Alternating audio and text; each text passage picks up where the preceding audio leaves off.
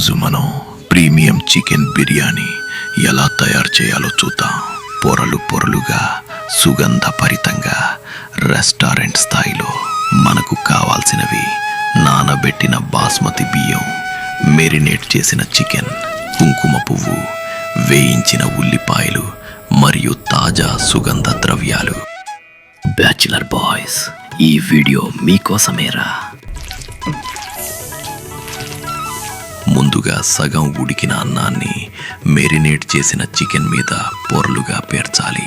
ఇప్పుడు రుచి కోసం తగినంత ఉప్పు వేయాలి. రుచికి తగినంత కారం, చాలా తక్కువ నూనె, అలాగే కొద్దిగా గరం మసాలా వేసి బాగా కలపాలి. ఇదే అసలైన దమ్ పద్ధతి. Premium authentic royal chicken biryani మీకోసం సిద్ధం.